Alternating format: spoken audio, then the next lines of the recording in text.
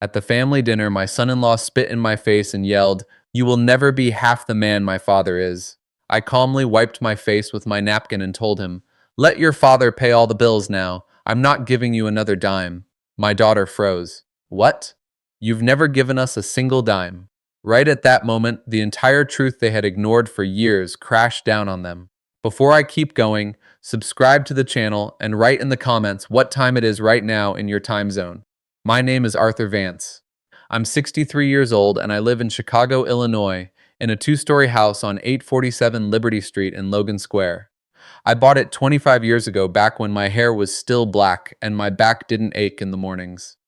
I spent 30 years working as a customs broker, handling imports and exports for mid-sized companies across the Midwest. I read cargo manifests, declarations, and contracts with print so fine it would make young corporate lawyers weep. I learned one absolute truth in that line of work. Documents don't lie. People do. Documents never do. I've been a widower for 6 years now. My wife Eleanor slipped away on a Tuesday morning without any warning, the way good people often do. I've lived alone since then, though alone is an imprecise word. I've got Mary, my neighbor across the street, who leaves a plate of fresh baked goods on my porch on Sundays. I have my two commercial storefronts over in Evanston, bringing in about $2, $400 a month in rent.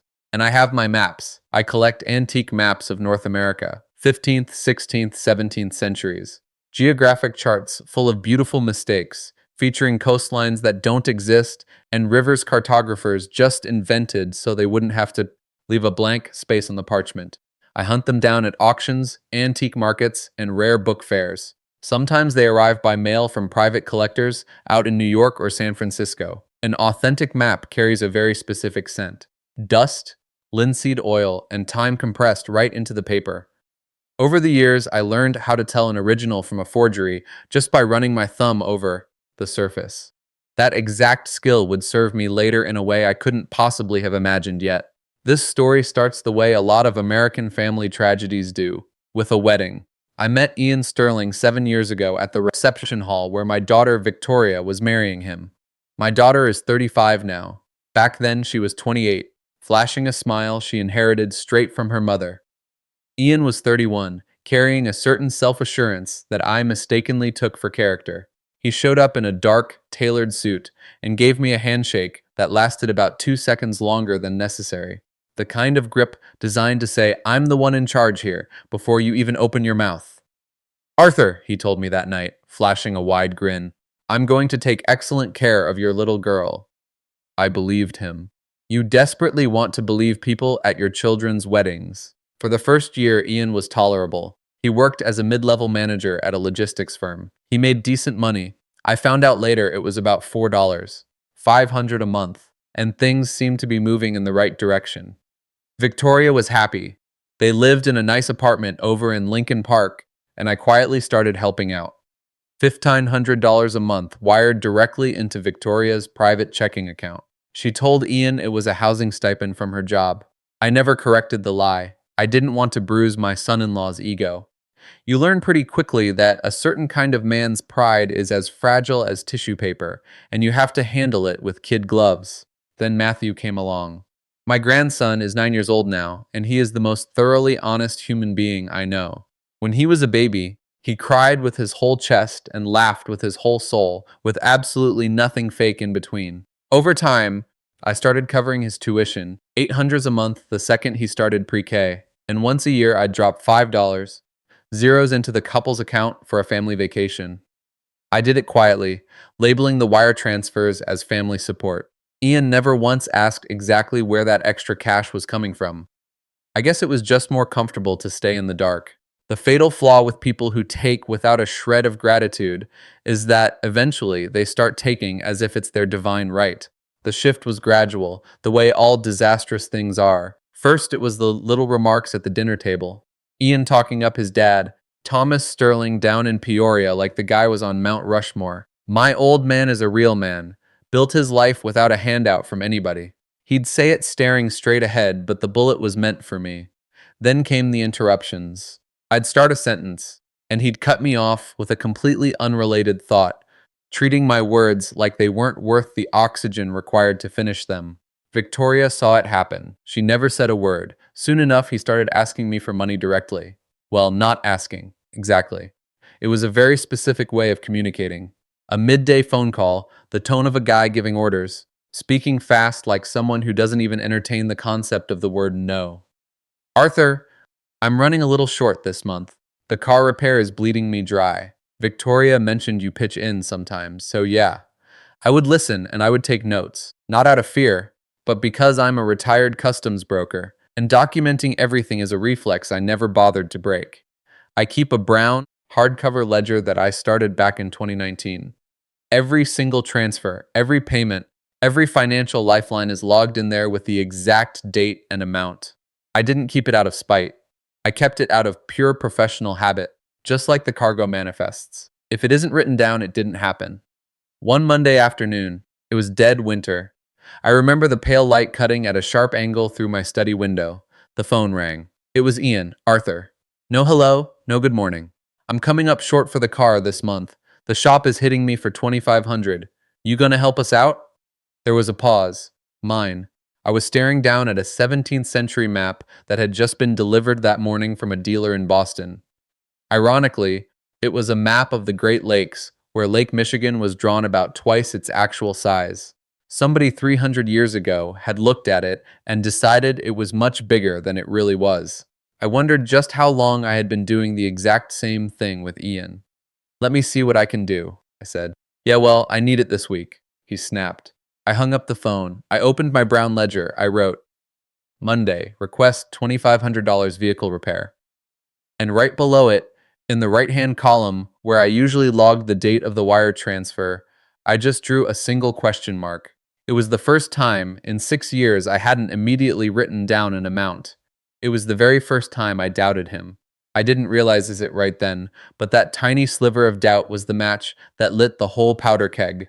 There's something most people don't understand about customs brokers. We aren't accountants, we are readers. We read documents, sure, but we also read situations. We read people. We read the empty space behind the words they choose.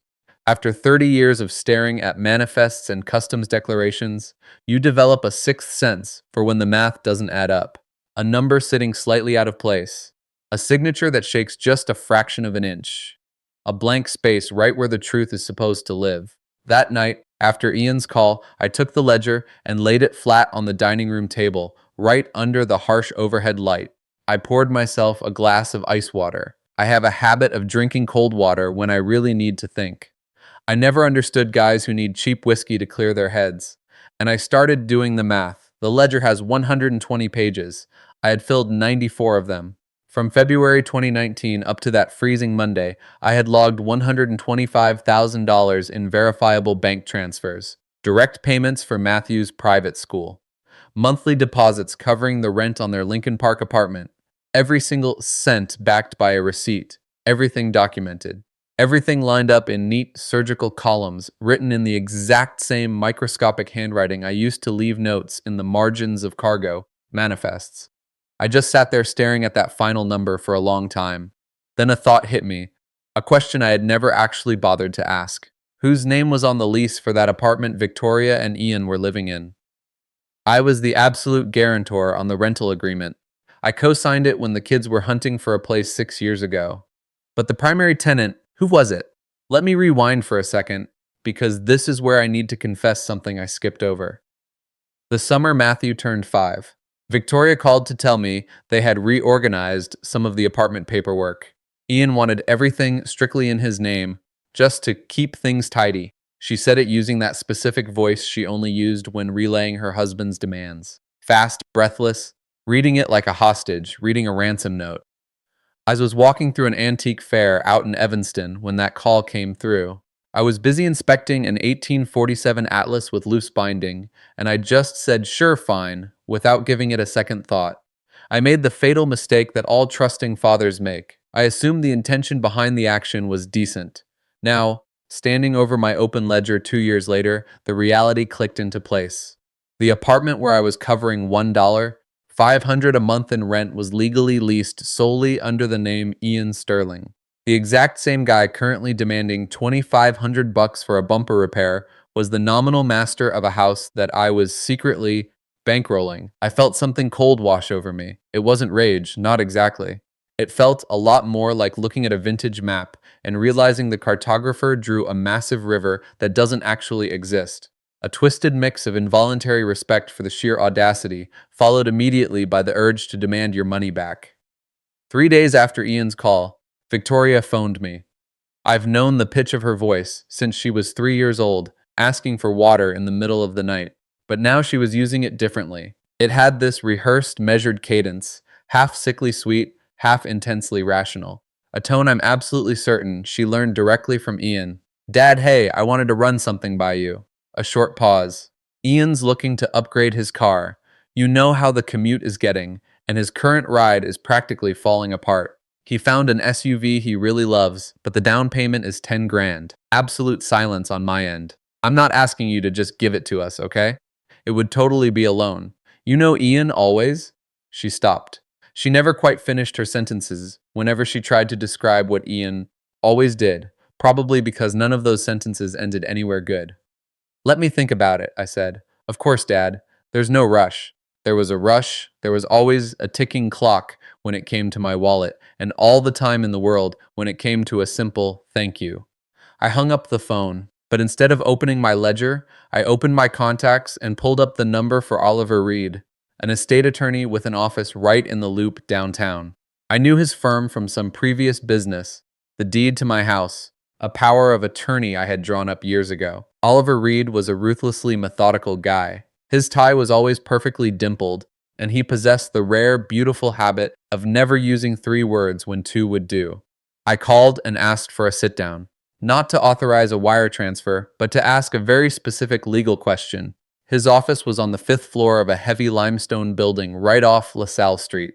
Reed saw me exactly on time. He offered me coffee. I declined. I laid out the situation with the ruthless economy of words you learn to use around high-priced lawyers. They bill by the 6-minute increment, and I wasn't there to make a friend. What I uncovered during that meeting didn't exactly shock me, but it did leave a very distinct metallic taste in my mouth. The lease on the Lincoln Park apartment was, legally and entirely, in Ian's name alone. Victoria had signed away her co-tenant rights nearly 2 years ago, convinced, as Reed explained to me with the cold, sterile neutrality of a seasoned attorney, that it was merely internal marital bookkeeping, which, in the eyes of Illinois real estate law, meant absolutely nothing. The apartment belonged to Ian. I was just the financial meat shield on the hook if he bolted. I had spent 72 months covering the overhead on a property that essentially served as my son-in-law's private kingdom. I walked out of that law office at exactly 12:15 p.m. The Chicago sun was bouncing hard off the concrete and glass downtown. People were rushing past me with that blind, aggressive determination you only see in big cities. I just stood there on the pavement for a minute, the manila folder tucked tight under my arm. I didn't call Victoria. I didn't call Ian. I didn't call a single soul. I took the Blue Line train straight back to Logan Square. I unlocked my front door, dropped the legal folder onto the dining room table right next to my brown ledger, and stared at the two of them for a long, quiet hour. Then I opened the ledger to a completely blank page, the first fresh page I'd started in 6 years. At the very top, in that tight, surgical handwriting, I wrote one word: execution. And I underlined it twice. I didn't sleep much that night. But it wasn't from anxiety. Sometimes your brain refuses to shut down, not because you're terrified, but because it finally has a real problem to solve. The next morning, I dug through my contacts to find a guy named Bernard, a rare map dealer up in Milwaukee I'd trade pieces with. I was looking for a specific phone number he had slipped me months ago. Just in case you ever need to verify something that won't show up on a Google search, he had told me, with the knowing vagueness of a man who has survived a very ugly divorce. I dialed the number. It rang 3 times. Good afternoon, a woman's voice answered. Flat, direct, zero customer service warmth. I was referred to you, I said. I'm looking for someone who specializes in forensic financial digging. Family matters. A brief pause. When can you meet? I wrote down the address she gave me, an old diner out in Evanston. 3 days from now. I hung up the phone. My ledger was still sitting open to the page where I had written execution. For the first time in 6 years, the column on the right side of the page was going to track a very different kind of expense. That diner in Evanston is one of those places that genuinely doesn't care if you eat there or not. Scuffed wooden booths, ceiling fans turning at a lazy, philosophical speed, and a permanent smell of burnt coffee and old grease. It's about 2 blocks from the antique fair, where I set up a table to sell my duplicate maps. I know every crack in the pavement on that street. I showed up 10 minutes early. I ordered a black coffee and set my ledger on the table. Lucy Carter walked in exactly on the dot. Mid-40s, entirely forgettable clothes, an iPad tucked under her arm, and the kind of eyes that don't process human emotion, only raw data. She offered her hand without a trace of a smile and slid into the booth without waiting for an invitation. I liked her immediately. Professionals who deal in family warfare learn very early on that emotional handholding is a luxury you can't bill by the hour. I laid out the whole situation in under 15 minutes. I gave her the names, the rough timelines, the address of the Lincoln Park apartment, and the name of the logistics firm cutting Ian's paychecks. I showed her the last 3 pages of my ledger just to prove I wasn't a crazy old man, making things up. She took notes on her tablet and never interrupted me once. When I was done, she locked the screen. 2 weeks. I'll hand you a full forensic workup on his assets, liabilities, and credit standing. My fee is $1,500, plus any hard documented expenses. I agreed without countering. Not because I don't know how to haggle. 30 years working, the ports taught me that you pay a fair price in full, because a cheap price will end up bankrupting you later. I paid it because the price was absolutely fair. I slid half the cash across the table, just like we agreed over the phone. She slipped the envelope into her bag without bothering to count it. I liked that about her, too. For the next 2 weeks, life maintained its shiny, fake surface. Ian called me exactly once, using his usual commanding bark. He wanted to check if I had made moves on the 10 grand for his new SUV. I told him I was still moving some funds around. That seemed to feed his ego enough to back off. There's a specific breed of man who mistakes another man's patience for weakness, and they build their whole lives resting comfortably on that fatal misunderstanding. Victoria called me on Thursday of the second week. She asked how my back was, if I was eating decently, if Mary was still dropping off baked goods on Sundays. It was the classic Victoria phone call. Warm, brief, and laced with a low-grade guilt she couldn't quite identify. I asked her how Matthew was doing. "He's great, Dad. He just crushed his math test." "Tell him his grandfather wants to see him soon," I said. "Of course," she replied, then barely skipping a beat. "Hey, Dad, about Ian's car. Did you get a chance to?" I didn't let her finish the sentence. "I'm still looking at the numbers, sweetheart." I forcefully pivoted the conversation back to Matthew's schoolwork. She didn't push it. I hung up the phone and opened my ledger. Call. Indirect pressure for the down payment. Deflected. Lucy asked me to meet her at the exact same diner, at the exact same time, exactly 14 days later. This time she walked in holding a thin, navy blue folder. She dropped it on the Formica table with zero fanfare, like a waitress dropping a diner check. "I'll give you the highlights," she said, flipping it open. Ian Sterling was currently holding 3 separate credit cards with a combined rolling balance of about $35,000. The card with the highest limit had only seen minimum payments for the last 60 days, and one of those months was a straight missed payment. His Experian file had a fresh red flag on it. The car, a late model sedan I distinctly remembered him bragging about as his new toy last year, was legally registered to his mother out in Peoria. A grown man driving a car in his mommy's name while pulling down $4, $500 a month, and pretending to be the alpha provider of his household. Up to that point, it just validated what I already knew. Ian was stretched paper thin, living in the massive gap between what he actually earned and the image he demanded everyone bow down to. But what she said next made me put my coffee cup down hard. "Roughly 6 weeks ago," Lucy continued, her voice as flat as if she were reading the ingredients on a ketchup bottle, "Mr. Sterling submitted a mortgage application to a major retail bank. In the asset declaration column, he listed the Lincoln Park apartment as a personally owned asset, claiming an estimated equity value of $350,000. I went dead still. "The apartment," I said, my voice dropping an octave. "The one I've been paying the lease on for 6 straight years." "That exact one," Lucy confirmed. $1,500 a month multiplied by 72 months. That's $108. Zeros in you've injected directly into a rental property controlled exclusively by Mr. Sterling. He took that history and leveraged it on a mortgage app like he was the owner, purely because his name is the only one on the master lease. No mention of where the cash came from. No mention of his wealthy father-in-law guarantor. Nothing. Lucy closed the Navy folder and slid it across the table until it hit my knuckles. Everything in there is pulled from verifiable financial records, completely legally sourced. I handed her the back half of her fee in cash and thanked her. She gave a curt nod and slid out of the booth. Right before she hit the diner door, she stopped and looked back. Arthur, that financial history you laid out for me last week? It has a lot of moving parts that a vicious estate attorney could restructure into something highly actionable. She didn't say another word. She didn't have to. I sat there alone in the diner with the blue folder and a mug of lukewarm coffee. I thought about those antique maps with the phantom rivers.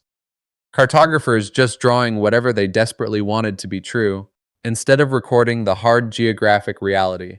Ian had been running that exact same scam for years, redrawing the map of his own family so he stood right in the center as the mighty river, while relegating me to a tiny footnote in the margins, an unnamed topographic feature that just spit out cash. It was time to aggressively update the map. I called Victoria that afternoon. I told her I was doing some estate planning for the sake of financial transparency. I suggested it would be smart to draw up some basic legal paperwork to formally document the financial help I'd given them over the years, just to keep things clean for the IRS, sweetie. No misunderstandings. I assured her she didn't need to sign anything yet. I told her I was just going to have my lawyer draft up some preliminary concepts. She said yes without asking a single follow-up question. Victoria has spent her entire adult life saying yes without asking for details. And that, I realized with a heavy dose of grief, was a part of the disease. Early the next morning, I grabbed the Navy folder, my brown ledger, and took the train straight into the Loop. Oliver Reed is a man who keeps his tie impossibly straight and has a habit of steepling his fingers on his mahogany desk while he listens, as if the physical geometry helps him organize the incoming data. I originally met him 2 years ago at a high-end estate auction downtown. He was hunting for an 1892 map of early Chicago for a wealthy client. I happened to own a duplicate. We swapped business cards. I never dreamed I'd be using his card to detonate my own family. His office on LaSalle Street smelled like expensive printer toner and cold espresso. I walked in at exactly 10 a.m. with Lucy's blue folder, my ledger, and a thick manila envelope crammed with 6 years of printed bank statements, all color-coded with sticky tabs. 30 years working customs taught me one absolute rule. When you walk into a lawyer's office, you bring the receipts organized, or you don't walk in at all. I laid it all out for him, ice cold. I didn't skip a single ugly detail, and I didn't sugarcoat a damn thing. Reed listened in total silence. When I finished, he cracked open the bank statements. He checked my color-coded tabs and flipped through the pages with surgical precision. After about 5 minutes, he looked up. "What you've brought me," he said, "is a rock-solid trail of documented wire transfers, verifiable third-party payments, and a completely consistent 6-year financial history. The legal hinge here is whether there was ever an explicit, written agreement stating these funds were unconditional gifts. Was that ever formalized?" "Not a single piece of paper," I told him. "Nobody signed anything." Reed gave a microscopic nod. "Then, under Illinois state law, in the absolute absence of a formalized gift tax declaration, recurring funds transferred to a third party can legally be classified as a promissory note, a standing loan, provided there is an overwhelming paper trail backing the capital movement." I sat perfectly still. "Can that be legally formalized retroactively?" I asked. "With the mountain of documentation you've brought me?" "Yes. We draw up the instrument, and I notarize the historical debt. Whether they agree to sign it is one thing. If they refuse, the debt is still actionable in civil court." He pulled out a legal pad and started writing. I watched his pen move, tiny exacting letters, just like the cargo manifests. We spent the next 2 hours drafting the architecture for 2 very specific pieces of paper. The first was a legally binding promissory note for exactly $125,000, covering every single documented financial injection from February 2019 to the present day. We tacked on a retroactive 4% annual interest rate, the standard legal limit in Illinois, nothing greedy, just enough to make it sting. The named debtors on the hook? Ian Sterling and Victoria Vance Sterling, listed jointly as the direct beneficiaries of the capital. The instrument would be heavily notarized and fully actionable for collections. The second piece of paper was a brand new deed structure for my house on Liberty Street. We were moving the entire property into an irrevocable trust. My grandson Matthew was named the sole ultimate beneficiary. I was listed as the trustee and lifetime administrator. No external debt collectors, no aggressive divorce lawyers, and absolutely no early inheritance claims could touch that brick house as long as I was breathing. And the second my heart stopped, the deed passed directly to a 9-year-old boy. No pit stops. No greedy sons-in-law anywhere in the chain of succession. Reed hammered out the drafts by Friday. I went back to his office 3 days later to review the final copies. I read them line by agonizing line, literally holding a magnifying glass, the exact same way I used to hunt for smuggled goods on a shipping manifest. It was absolutely bulletproof. I signed the paperwork. The trust was filed into the Cook County Public Registry, locked in stone within 15 business days. I took the notarized promissory note home in a thick envelope. It was a loaded gun sitting in my hand, ready to be fired the second I pulled the trigger. That night, back in Logan Square, I locked myself in my study with my maps. I have this one piece framed right above my desk, an 1834 map of the Illinois Territory. It has the curve of Lake Michigan drawn reasonably well, the western ridges shaded in by hand, and the old trade routes sketched out as razor-thin lines connecting the dots. It's my absolute favorite piece because, unlike a lot of maps from that era, it doesn't invent a damn thing. It shows you exactly what was there. Nothing more, nothing less. I laid the sealed promissory note on the desk right under that map. I stared at the two of them side by side, two pieces of paper. One described the brutal reality of the dirt. The other described the brutal reality of a debt. Both of them completely undeniable. The very next week, I logged into my banking portal and permanently canceled the recurring wire transfer that covered the rent for the Lincoln Park apartment. I didn't send a warning text. I didn't make a phone call. The kill switch was flipped, set to hit them on the first of the month. 4 days into the new month, my phone lit up. It was Ian. He was using that specific tight tone he adopted whenever something slipped out of his absolute control and he needed to weaponize his panic into aggression. Arthur, the bank didn't clear the rent wire. Victoria says the portal is showing a declined charge. Could just be a glitch in the clearinghouse, I said. I used the exact same deadpan voice I used to tell furious importers that their shipping containers were seized at the border.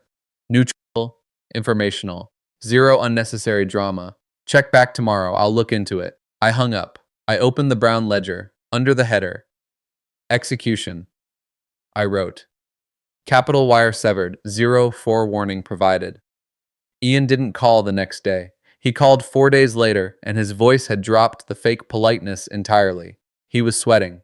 I gave him the exact same line. It's a routing error, I'm dealing with the bank. I hung up before he could take a breath to argue. It was Victoria who finally broke and called me on day 5. Dad, what the hell is going on with the rent transfer? The landlord is threatening late fees. Sweetheart, I'm tied up in some banking red tape. Give it a few days. There was a heavy pause on the line. Are you okay? She asked. I'm perfect, I said. She didn't push it. But in the dead air between us, I heard something I hadn't heard in her voice for years. Real doubt. Not directed at me, but at the ground beneath her feet. She was feeling a tremor she couldn't quite name yet. 2 days after that, Ian fired off a text message. He wanted it in writing. Arthur, I need you to explain exactly what is happening with the apartment funds. This is affecting my credit. I read the text, locked the screen, and understood, with the absolute clarity of reading a flawless piece of cartography, that the next move wasn't mine to make. It was his, and the very next morning, exactly like clockwork, the invitation arrived for a family dinner to catch up on things. I sat alone in my study, staring at the 1834 map, and actually smiled. Catch up on things. If Ian only knew just how thoroughly caught up we already were. When he sent that invite, the very first thought that crossed my mind was, this isn't a dinner party, this is a tribunal. I've watched the man operate for 7 years. I know his playbook. When Ian feels his grip slipping, he doesn't try to fix it quietly in the shadows. He demands an audience. He needs witnesses to his dominance. He needs a stage where he can project his voice, forcing everyone else to swallow their words out of politeness or sheer cowardice. The invite came via text, dripping with that toxic fake warmth he uses when he's holding a knife behind his back. Arthur, Victoria, and I would love for you to come over for dinner this Saturday. My folks are driving up too. It would be great to get the family together and hash out this apartment thing. Get the family together. The guy had spent weeks dodging me, using his wife as a human shield to beg for cash, and now he wanted to break bread. I shoved the phone in my pocket and stood in front of the 1834 map. On the opposite wall of my study, I have another piece. A 19th century military campaign map showing supply lines during the Civil War. It has little ink symbols marking fortified redoubts and critical vulnerabilities. I bought it at an estate sale years ago. In those kinds of documents, commanding generals mapped out exactly where their powder was dry, where the enemy was bleeding, and exactly which high ground they were going to take. The generals who won the wars weren't the ones screaming the loudest. They were the ones who brought the most ammunition. I had already stockpiled mine. I just needed one final bullet. The next morning, I called Lucy Carter. I gave her the tactical layouts in 30 seconds flat. Family dinner Saturday night. Ian's parents are making the drive up. The stated objective is to corner me about the rent money. I asked her if she could run a deep background check on Thomas Sterling, Ian's father, the guy whose name I had been forced to listen to for years, like he was some working-class deity, the self-made titan, the impossible gold standard Ian used to crush everyone else in the room. Every single time Ian needed to establish dominance at a dinner table, he'd summon the ghost of his old man. My dad never took a dime from anybody. What exactly are we hunting for? Lucy asked. Present-day reality, I told her. Where does he sleep? How does he eat? What assets are actually tied to his social security number? Give me a week, she said and hung up. The following days drifted by with that strange, heavy calm that settles over you when you know a hurricane is about to hit, but the sky is still perfectly blue. Victoria texted me on Wednesday to confirm the dinner and ask if my cholesterol was acting up. I told her I could eat whatever they were cooking. Ian didn't send a single follow-up text. That was a massive tell. He was forcing Victoria to handle the logistics, hoarding his energy so he could explode when the curtain finally went up. It's the classic maneuver of a man planning a public execution, not a dialogue. Later that week, I took a walk through the Randolph Street Market, not hunting for maps, just going through the motions of a normal life. I walked the concrete aisles, nodded at the vendors I've known for decades, and bought some fresh produce. Sometimes aggressively clinging to your boring routine is the only way to mentally brace for profound violence. Lucy called me late Friday afternoon. We didn't bother meeting at the diner. She just read the raw data over the phone, using that dead, robotic tone, like she was reading the terms and conditions on a software update. Thomas Sterling, 71 years old. Currently residing in Peoria, Illinois. Drawing standard Social Security for the last 4 years. Roughly $2,200 a month. He lives in a leased duplex on the edge of town. Rent is about $800. No vehicle registered to his name. 0 real estate holdings in Peoria County or anywhere else in the state of Illinois. No investment portfolios.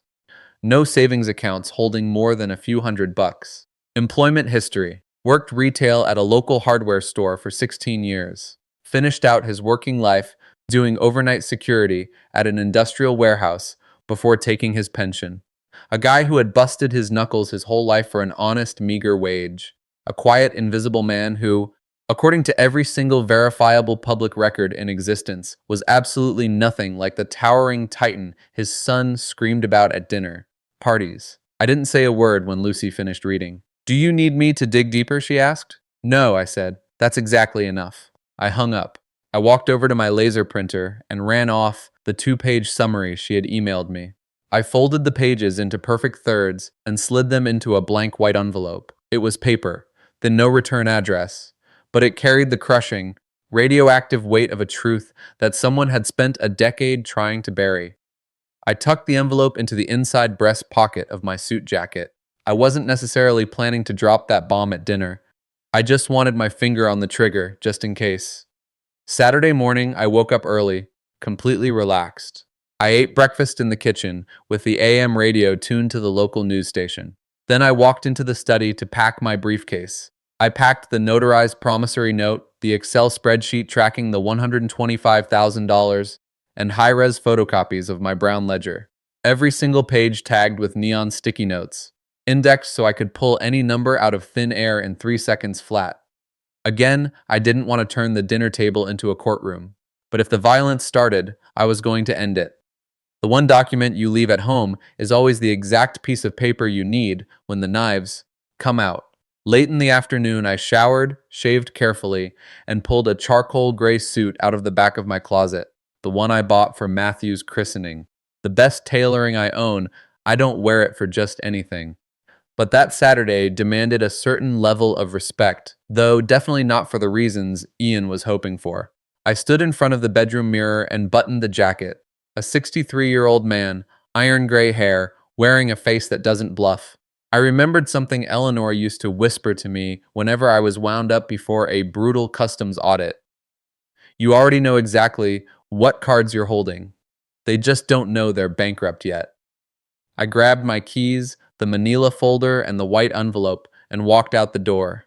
The Chicago sky that evening was bleeding a deep, bruised orange, that specific August twilight where the humidity finally cracks, and the brick buildings look like they're quietly burning from the seed-eyed out. Drove down Kennedy Expressway toward Lincoln Park, keeping exactly to the speed limit. There was no rush. The trap was already set. Victoria and Ian's apartment is on the fourth floor of a sleek mid-rise just off Fullerton Avenue. Open concept living room, floor-to-ceiling windows, 2 bedrooms. $100 a month. I knew the floor plan intimately because I was the guy who sat in the leasing office 6 years ago and signed the guarantor paperwork to buy them a lifestyle they couldn't afford. I hit the buzzer at exactly 7 p.m. Victoria opened the door. She looked exhausted but elegant in a dark blue dress, wearing the silver earrings I bought her last year.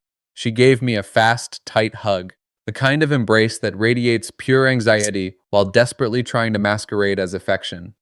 Over her shoulder, I could see the dining table set for 6. I caught a glimpse of Matthew peeking out from the hallway in his pajamas.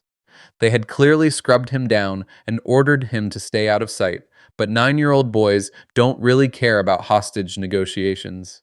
"Grandpa," he yelled, sprinting down the hall. I scooped him up. He smelled like lavender soap, I whispered in his ear, asking him about his math test. "Got an A," he beamed. I told him that earned him a trip to the antique market this weekend. His eyes lit up like fireworks. Victoria shooed him back to his room using her stern mom voice, and he dragged his feet down the hall, looking back at me. Ian's parents were already sitting in the living room. Thomas Sterling was in his early 70s, built like a whippet, with thinning white hair slicked straight back. You could look at his knuckles and see 40 years of hard labor. He stood up the second I walked into the room, which threw me off balance, and offered me a firm, calloused handshake. "Arthur," he said. There was a weird weight behind his eyes that I couldn't decode right then. I'd figure it out later. His wife, Connie, offered a thin, polite smile from the sofa. The nervous smile of a woman sitting on expensive furniture she doesn't own. Ian was leaning against the kitchen island, nursing a craft beer. He didn't take a single step toward me. He just gave me a chin nod. In his twisted dialect, that was a royal welcome. The first hour played out exactly as scripted. A tense family dinner with the conversation bouncing unevenly around the room. Thomas asked me about my years at the Customs Bureau and listened like he genuinely cared about the answer. Connie asked me about my antique maps. Victoria must have prepped her. We actually spent 10 minutes talking about vintage cartography, and it was surprisingly pleasant. Ian would occasionally jump in to brag about some new logistics account he was handling. He aimed his boasts directly at his father, who just chewed his food and nodded patiently. I ate my roast beef. I watched the room. Victoria's cooking was actually fantastic. It was right after the plates were cleared that Ian finally dropped the mask. He started talking about his dad, his go-to maneuver when he needed to suck all the oxygen out of the room. He was laying it on incredibly thick that night, probably because he had a full jury sitting at the table. "My old man taught me early on," Ian announced, staring at the wall just past my left shoulder. That a guy who can't put a roof over his own family's head without begging for handouts isn't actually a man. He didn't look at me, but every single person at that table felt the sniper laser paint my forehead. Thomas stared down at his empty plate. Victoria desperately tried to pivot the conversation to dessert. Ian violently shut her down. He kept going, every sentence a few decibels louder, the blade getting a little sharper, like a guy opening a valve on a pressurized tank. He brought up the banking glitch with the rent. He started ranting about how certain people use their checkbooks to manufacture chaos and hold the family hostage. He never actually said my name. He didn't have to. I just calmly took a sip of my water. Matthew crept back into the hallway. Victoria shot him a panicked look, begging him to go to his room. He didn't. He just pressed his little back against the drywall right outside the dining room, absorbing the radioactive fallout that adults foolishly believe children can't hear. Then Ian stood up from the table. Before I even had time to set my napkin down, he planted his hands on the table, leaned directly into my airspace, and spit on me. It wasn't a figure of speech. He literally spit in my face. The silence that sucked the air out of that dining room was absolute. In the hallway, Matthew turned to stone. To my right, Thomas slowly closed his eyes, like a man watching a nightmare he had been dreading for years finally bleed into reality. Connie slapped a hand over her mouth. Victoria let out a strangled, breathless sound of pure horror.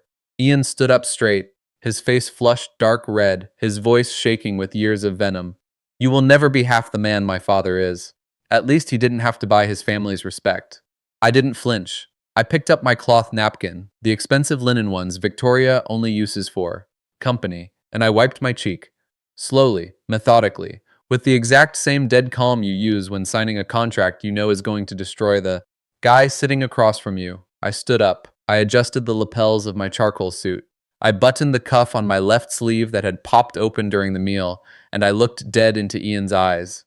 His pupils were blown wide with adrenaline, his jaw clamped tight, fists balled up. He was waiting for me to start screaming, or to run out of the apartment in shame, or to just physically crumble. The only three reactions a predator like him can comprehend. I denied him all three. I dropped my voice to a whisper, zero rage. The exact tone I used to tell panicked executives their cargo was seized and they were facing federal fines. Ice cold, surgical, and absolutely final. All right then, let your father pay the bills from now on. I'm not giving you another dime. I turned my back on him and walked toward the front door. I heard Victoria's chair violently scrape against the hardwood. I heard her voice spike an octave, laced with confusion and sheer terror. What, Dad? What? I didn't stop. I opened the front door, stepped out into the carpeted hallway, and pulled the door shut behind me with the quiet, deliberate click of a filing cabinet locking forever.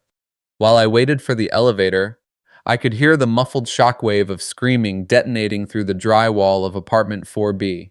I recognized the pitch of the voices, but I couldn't make out the words. I didn't care about the words.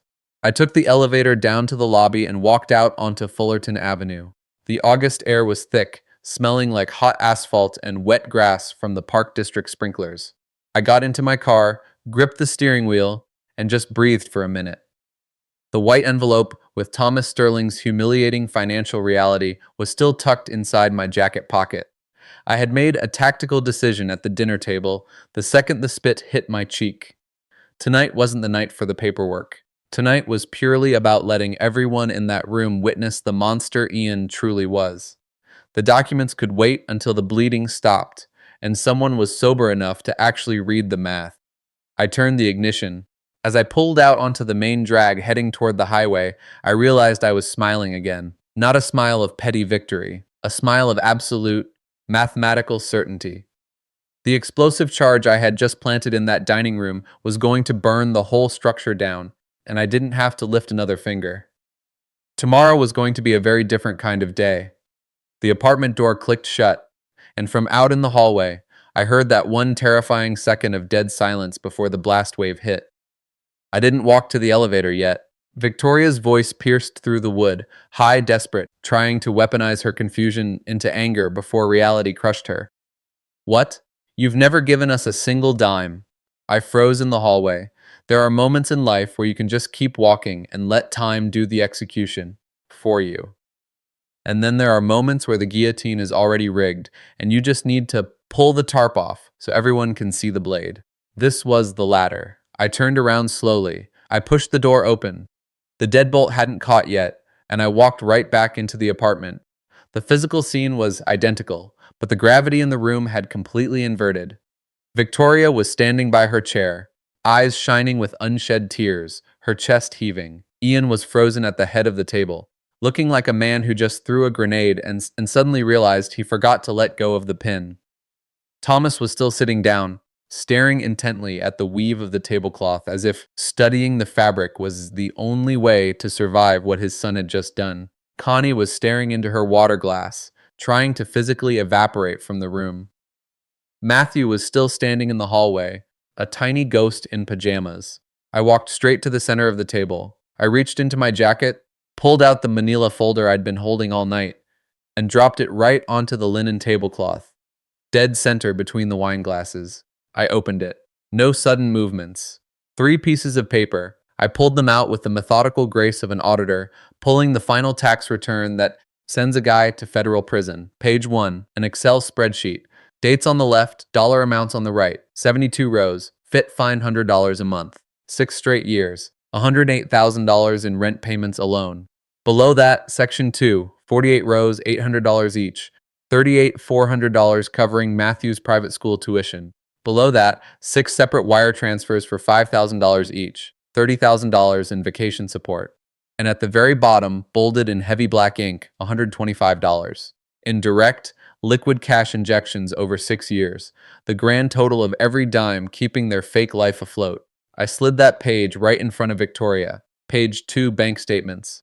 6 years of cleared wire transfers. Every single one highlighted in neon yellow. Hard math. No opinions, just dates, routing numbers, and Ian's name. Page 3, the promissory note, bearing the heavy embossed seal of Oliver Reed's law firm. The primary clause was bolded. All documented capital transfers herein constitute an active loan bearing a 4% annual interest rate, immediately actionable upon execution of this instrument. I lined the 3 pages up perfectly on the table and took a step back. Victoria stared down at the math. She didn't touch the paper. Her mouth opened, but no sound came out. She was trying to read the numbers to herself, but her brain was violently rejecting the data her eyes were sending it. Ian's face had drained of all blood. He looked like a guy who just woke up to find a gun pressed to his forehead. His eyes darted from the spreadsheet to me and back to the lawyer's seal. He was frantically scanning the text for a typo, a loophole, a missing decimal, anything he could use to build a lie. There wasn't one. I had audited those pages with a magnifying glass for weeks. A man who spent 30 years hunting for tax fraud in international shipping contracts does not leave an open door for a rat to escape through. Thomas finally looked up from the tablecloth. He looked straight at me. There was no fatherly instinct to protect his son. There was no anger. There was something infinitely more devastating. Pure, unadulterated shame. The crushing shame of a hard-working man who knows the difference between right and wrong, and who just realized his own flesh and blood was a total parasite. Nobody breathed for what felt like an hour. Then, from the dark hallway, Matthew whispered, "Grandpa, I saw it, 9 years old, wide awake, processing a level of human ugliness he had no business witnessing." I gave him a tiny nod. The exact same nod I give him at the antique market when we spot a map that's worth 10 times what the seller is asking. I know exactly what I'm looking at. I buttoned my jacket. I picked up the empty manila folder. "Keep the paperwork," I said to the room at large. "The payment instructions are on page 3. You have my lawyer's phone number." I turned around and walked out. This time I didn't stop in the hallway. I rode the elevator down to the parking garage, got into my car, and sat there in the dark with the engine off, listening to the hum of the fluorescent tube lights overhead. I didn't feel triumphant. I felt that cold, clean rush you get when a 300-page cargo manifest balances out perfectly on the first pass. Every penny accounted for. No missing variables. Pure mathematical equilibrium. I fired up the engine and pulled out onto the street. The Chicago sky was pitch black now, the oppressive heat finally broken, leaving the air sharp and clear. I hit a red light on Lakeshore Drive, and I caught my reflection in the rearview mirror. I was smiling. A quiet, private smile with 0 witnesses. The kind of smile you only allow yourself when a brutal, calculated risk plays out exactly to the decimal point. I pulled up to my house in Logan Square, hung my keys by the door, and walked straight into the study. I pulled the brown ledger out of the desk drawer. Under the execution column, I wrote in neat print. Documents deployed, promissory note served, the math is on the table, let them choke on it. I shut the ledger, locked it in the drawer, and went to bed without turning on the TV. The next morning, before the coffee machine even finished dripping, my phone rang. The landlord who owns that Lincoln Park apartment is a guy named Marcus Thorne. I've known him for 6 years, ever since the day I co-signed the lease and put my pristine credit score on the line. Thorne is a ruthless property manager with absolute zero tolerance for late payments. I had sent him a certified legal notice 4 weeks ago, officially retracting my guarantor status, effective the first of the month. He had countersigned it and mailed the warning to the tenants. That deadline hit exactly 48 hours after the dinner party. Thorne was calling me out of professional courtesy. He informed me that he had just called Ian Sterling. He told him the lease was completely unbacked, and if Ian wanted to stay, he needed to come down to the leasing office today and drop a new guarantor on the desk, or hand over a cashier's check for 3 months' rent up front. If he couldn't produce the cash by 5 p.m., Thorne was filing the 30-day eviction papers in county court. "Everything okay on your end, Arthur?" Thorne asked. "Everything is perfect, Marcus," I said. "Just restructuring my portfolio. Thanks for the heads up." I hung up, took a sip of black coffee, and walked back to my study. I heard about the fallout over the next few days in shattered fragments. That's how intelligence gathers when you aren't the main character in the drama anymore. You're just the structural engineer standing across the street, watching the demolition charges bring down the building. Ian walked into his bank 2 days after the dinner. He still had that massive mortgage application pending, the one where he fraudulently claimed the Lincoln Park apartment as personal equity. The bank's underwriters pulled the updated lease file and immediately saw that the guarantor had vanished. The illusion of his net worth evaporated. He was just a guy renting a box he couldn't afford. His entire debt-to-income ratio hinged on that apartment looking like a stable asset. Without my shadow standing behind him, the bank's algorithm looked at Ian Sterling and saw exactly what he was. A mid-level paper pusher making $4, $500 a month, drowning in $35,000 of toxic credit card debt with zero tangible assets to his name. The mortgage was instantly denied. I didn't hear this from Ian. I heard it 3 days later from Victoria. And she wasn't using the breathless hostage voice she usually used to relay Ian's demands. She was using a quiet, hollow voice that belonged entirely to her. "Dad, the bank killed Ian's loan. I let the line go dead just long enough for it to feel like a judgment instead of a pause." "I see," I said. "You knew that was going to happen," she whispered. "I just knew what the math looked like," I replied. Silence. I could hear her breathing into the receiver. "Those papers you left on the table," she finally said. "Ian says they're legally garbage. My attorney's direct line is at the bottom of page 3. I told her, tell Ian to call him and test that theory." A long, agonizing pause. "Dad, yeah, were they really loans this entire time?" It wasn't an accusation. It was the terrified question of someone who has spent a decade navigating with a fake compass and just finally saw the North Star. "The numbers are written in ink, sweetheart, going all the way back to 2019. You can add them up yourself." She hung up, not slamming the phone down in anger, but dropping it because she desperately needed to sit down. Ian showed up at my front door 4 days later, unannounced. He hammered the doorbell at 8 a.m. with the aggressive rhythm of a guy looking to settle a score with his fists if his mouth didn't work. I watched him on the Ring camera, work shirt untucked, jaw locked, standing with his feet wide apart like he was looking for a street fight. I pressed the intercom button. "Arthur, open the damn door. We need to talk." "Absolutely," I said through the speaker. "Call Oliver Reed at his firm downtown. His extension is on the paperwork." "I am standing right here on your porch," he yelled. "I'm aware. But legal disputes are handled exclusively through retained counsel." Silence. He glared at the camera lens. "Are you going to open this door or not?" "No," I said, with the exact same tone I'd used to tell him the post office was closed. I watched him on the screen, his jaw flexed. He was running the calculations in his head, searching for an angle of attack I hadn't already blocked. He didn't find one. He turned around and marched back to his car. 2 days later, my attorney received a threatening letter from some strip mall lawyer Ian hired, contesting the validity of the promissory note. The letter claimed the funds were spontaneous familial gifts, with no prior expectation of repayment. Reed forwarded it to me with a 2-sentence reply.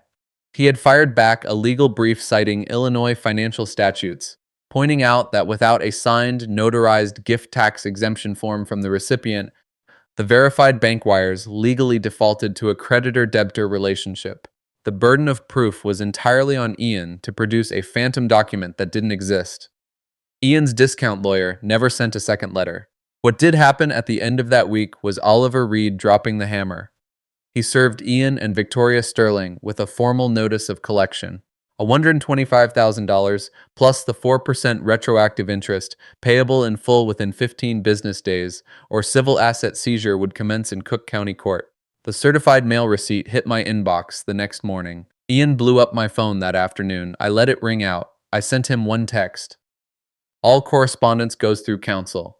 Read the paperwork. Victoria told me later that Ian actually went to a second, more expensive lawyer looking for a loophole. That lawyer looked up my assets and told Ian the brutal truth his first lawyer was too embarrassed to mention. The brick house on Liberty Street was locked inside an ironclad, irrevocable trust. Matthew owned it. I just managed it. Even if Ian tried to countersue me personally for emotional distress or whatever garbage he could invent, there was literally nothing left in my name for him to take. I pictured him sitting in that lawyer's office, wearing his pressed shirt, using that same arrogant posture from the dinner table, desperately twisting valves to get the cash flowing his way again, only to realize I had cut the main water line miles down the road. I opened my ledger that night, under the execution. Header, I wrote. Demand letter served. Trust impenetrable. The board is wiped clean. I shut the book. The 1834 map was still hanging above my desk. No fake rivers, no imaginary coastlines, just the brutal geography of reality. Somewhere across town in Lincoln Park, the dominoes were still violently crashing into each other, and the very next day, my phone rang. I looked at the caller ID and saw a Peoria area code. It was a voice I genuinely didn't expect. Thomas Sterling. The call came completely out of the blue. His voice was exactly the same as it had been at the dinner table. Quiet, unpolished, carrying the heavy gravel of a guy who worked in a warehouse his whole life. Arthur, this is Thomas Sterling, Ian's father. I apologize for calling your personal line.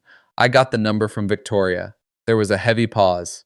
Not the hesitation of a man who doesn't know what to say, but the pause of a man who has carefully chosen his words and wants to make sure they land correctly. I'd like to sit down with you man to man if you'd allow it. I told him yes. He took a Greyhound bus up from Peoria 3 days later, 3 hours on the interstate. He called me from the Greyhound station downtown, and I drove down to pick him up. I found him sitting on a concrete bench outside the terminal, holding a canvas duffel bag in his lap, wearing the exact same button-down shirt he wore to the dinner, pressed perfectly flat.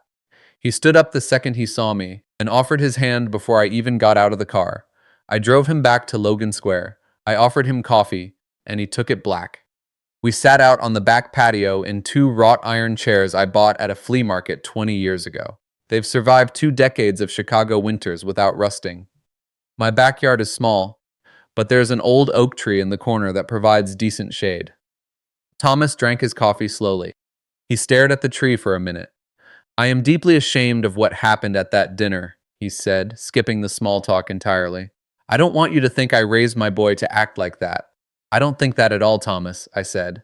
He nodded. Ian told me you're calling in a debt, that there are legal papers. There are legal papers, I confirmed. It's a lot of money, 125 grand, plus retroactive interest. Thomas closed his eyes. He didn't look shocked. He just looked like a man who finally got the pathology report he knew was going to be terminal. Is Victoria on the hook for it too? He asked. She's listed as a joint beneficiary on the wire transfers, I said. But I fully intend to sever her liability from Ian's, provided she formally requests it. Thomas looked at me hard. It was the gaze of a man trying to figure out if I was telling the truth or setting a trap. I let him look. What do you need her to do? He asked. I need her to sign a legal affidavit acknowledging that the capital she lived on was a loan, not a gift. I don't want her money. I just want her signature on a piece of paper that tells the objective truth. And Matthew is completely bulletproof. The house is locked in a trust under his name. The boy's future is secured, regardless of how badly his parents nosedive. Thomas nodded very slowly, processing the legal reality with the deliberate care of a guy handling live explosives. Ian, he said.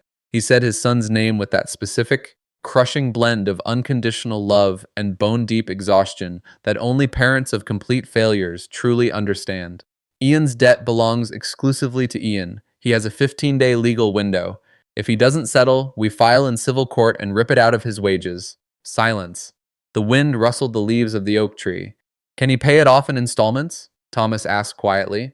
He can negotiate a payment plan with my attorney, I said. I'm perfectly fine with a judicial settlement if the terms are aggressive, but the principal amount is absolute. I'm not wiping out a single dime. Thomas set his coffee mug down on the iron table very carefully, like the ceramic was going to shatter.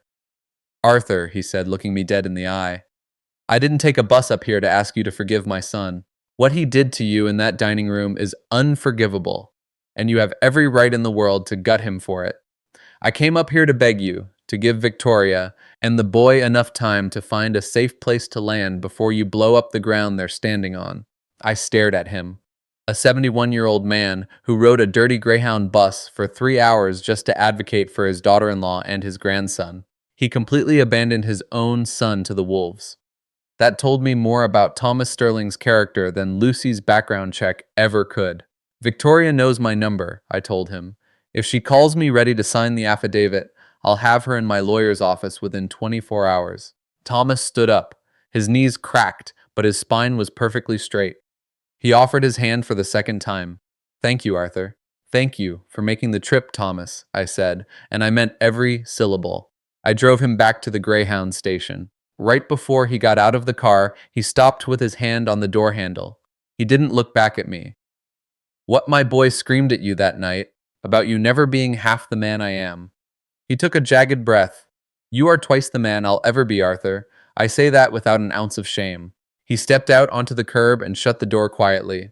I sat there in the idling car for a long time, watching him walk toward the ticket counter with his canvas bag slung over his shoulder. Victoria called me 4 days later. It was a Tuesday morning, right around 10 a.m. Her voice was completely stripped of the old cadences. Gone was the frantic messenger for Ian's demands. Gone was the fake, guilty cheerfulness. It was just a quiet, hollow voice, her real voice. Dad, can I come see you? Whenever you're ready, I said. Is this week okay? Whenever you're ready, sweetheart. She showed up on Thursday with Matthew in tow. My grandson sprinted past us straight into the study, exactly like he always does, making a beeline for the map wall. Victoria stood in the living room. She looked like she had dropped 10 pounds since the dinner party. She had the dark, bruised eyes of a woman who hadn't slept a full night in weeks, but she carried herself with a rigid posture that instantly reminded me of her mother. We drank coffee at the kitchen island while Matthew inspected the cartography in the next room. Did you actually read the paperwork? I asked. Every single page. Yes, Dad, all of it. A heavy pause. I ran the math. I didn't say anything. I never knew it was that much, she whispered. There wasn't a trace of accusation in her tone. It was something much heavier than anger. It was absolute surrender to reality. Ian always told me you gave us the money because you wanted to, that it was your way of being involved since you never came over much. He repeated it so often, I let myself believe it. I let the silence hang in the kitchen, doing the brutal work that words couldn't. I want to sign whatever you need me to sign, she finally said. The debt acknowledgement. Just tell me what I have to do. I walked her through the legal mechanics. A symbolic $1 promissory note officially severing her from Ian's debt. And then I told her about the other thing. The trap door she didn't know I had built for her. Her eyes went wide when I laid it out. You've had that set up for 2 years, she asked, voice shaking. 2 years, I confirmed. Victoria looked down the hallway, listening to Matthew mutter to himself about a 1791 map of the colonies. For the first time since she walked through my door, the rigid terror in her face cracked. Not entirely, but enough to breathe. I called Oliver Reed's office that afternoon and booked a room for the following week. We walked into his LaSalle Street office on a rainy Tuesday morning. Reed was waiting for us, tie perfectly dimpled, legal pad squared away. Victoria signed the two documents with the steady hand of a woman who had already survived the worst part of the war and just needed to formalize the treaty. The first document was the symbolic $1 promissory note, a legally binding admission that the 6 years of cash was a loan, immediately followed by a clause granting her complete debt forgiveness. No collections, just the absolute truth, notarized in ink. The second document was a pure deed of transfer for a two-bedroom condo in Evanston. Hardwood floors, second story, overlooking a quiet courtyard. I had quietly bought it in cash 2 years ago under an LLC, a minor real estate investment I never mentioned to anyone. Reed transferred the deed entirely into Victoria Vance's maiden name. It included an ironclad residency clause exclusively for her and Matthew. Ian Sterling's name didn't exist in a single margin of the paperwork. Victoria didn't cry when Reed read the property description out loud. She just gave one slow nod and signed exactly where he pointed. The civil settlement with Ian was executed 3 weeks later in Cook County Court. $125,000 principal, plus the interest, $132,000 total, garnished directly from his logistics salary in 60 monthly installments of $2,200. Thomas Sterling actually co-signed as the default guarantor, volunteering for the financial cross with the exact same grim dignity he carried onto that Greyhound bus. Ian signed the judgment looking like a man doing frantic mental math, finally realizing he didn't have enough blood left to cover the bleeding. He didn't say a word. Neither did his discount lawyer. Victoria and Matthew moved into the Evanston condo 2 weeks later. The following Sunday, I took Matthew down to the Randolph Street Antique Market. We walked the usual concrete aisles, past the rare book dealers and the vintage silver stalls. Deep in the back of the market, buried in a bin, we found a folded surveyor's map of the Dakota Territory from the late 1800s. The borders were aggressively sketched in charcoal, and there was a note scribbled in the margin in faded brown ink. Verified in the field, no corrections required. Matthew held it up with both hands, staring at it for a long time. "Grandpa," he asked quietly, "do you ever actually get mad?" I thought about it for a second, only when someone mistakes my silence for permission. Matthew gave a slow nod, carrying that terrifying gravity of a kid who understands way more than he should, and went back to studying the map. We bought it.